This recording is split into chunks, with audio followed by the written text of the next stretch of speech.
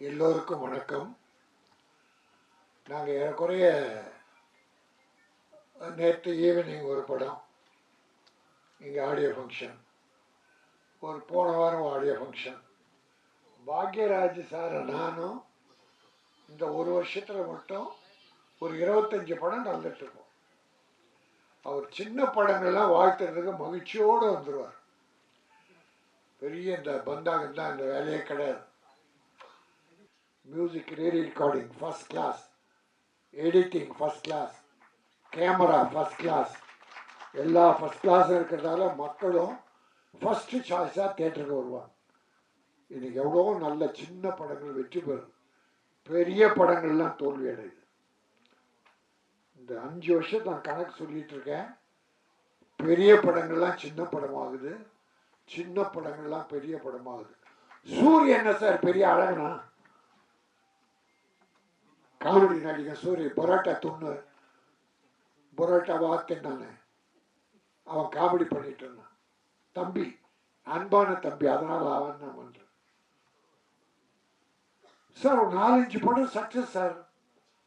என்ன கதை இருந்தது, அதில் குடும்பம் இருந்தது, கிளாமர் கிடையாது, வல்கர் கிடையாது, குரூப் டான்ஸ் கிடையாது, ஒரு பெரிய ஃபைட்டு கிடையாது, கதை இருந்தது, நல்ல குடும்ப கதை இருந்தது.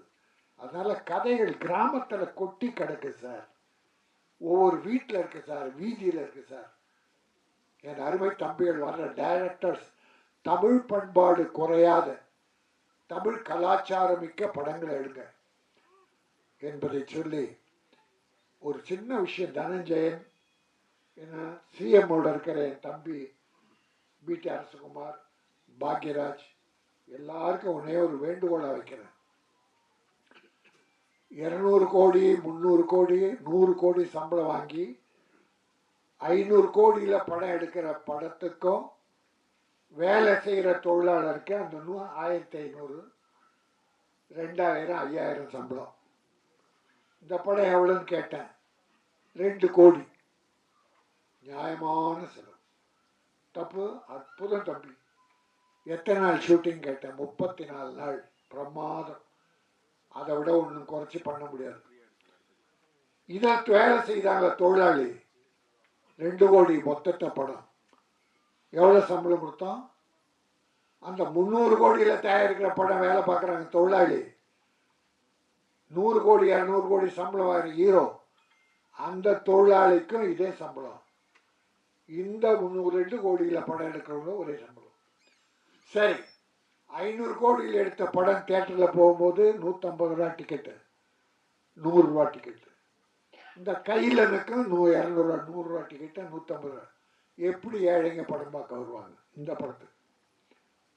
அதனால் மாண்புமிகு தமிழக முதல்வரை இதை நான் ஒரு ஒரு ஒரு இது தவறாக சொல்லலை, ஒரு வேண்டுகோளா. தொழிலாளிக்கு இப்போ இருக்கிற சம்பளம் இருக்கட்டும், இந்த 300 கோடி 400 கோடி படத்தை கொஞ்சம் ஏற்றி கொடுங்க. சினிமாவில் சின்ன படங்களுக்கு 60 ரூபா டிக்கெட்டு, 80 ரூபா டிக்கெட்டு. அப்படி ஆக்கினா ஏழைங்க உள்ள வருவாங்க, படம் பார்ப்பாங்க. அப்போ சின்ன ப்ரொடியூசர் வாழ்வாங்க. இதில் நடித்தவர்கள் பாருங்க, நிறைய படத்தில் ஹீரோயினிங்க வரவே மாட்டாங்க ஆடியோ ஃபங்க்ஷனுக்கு. இதில் நடித்த நடிகெல்லாம் வந்திருக்காங்க.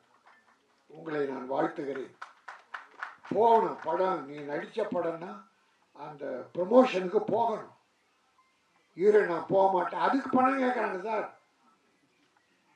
சம்பளம் வாங்குறது டப்பிக்கு முன்னால் சம்பளம் வாங்கிடுறான். ப்ரொடியூசரை கேடு கட்டாலும் பரவாயில்ல, எனக்கு நீ டப்பிக்கு முன்னால் பணத்தை விட்டுன்னு வாங்கிடுறான். ப்ரொமோஷன் கூப்பிட்டா அதுக்கு 5 லட்சம் 10 லட்சம் கேட்குறாங்க. இந்த அக்கிரமெல்லாம் ஒழியணும், நல்லது நடக்கணும், சினிமா செழிக்கணும், ஆடியன்ஸுக்கு நல்ல படங்களை கொடுக்கணும். அந்த வரிசையில் கையில் மிகப்பெரிய வெற்றி பெற்று சாதனை படைக்கணும். என் தம்பி பிடி அரசகுமார் அரசியல்வாதியாக மட்டுமல்லாமல் ஒரு நல்ல தயாரிப்பாளர்கள் வளரும். என்னுடைய வாழ்த்துக்கள். நன்றி, வணக்கம். சினிமா உலகை ஃப்ரேம் பை ஃப்ரேம் படம் பிடித்து காட்டும் தந்தி சினிமா சேனலை இப்போவே சப்ஸ்கிரைப் பண்ணுங்க.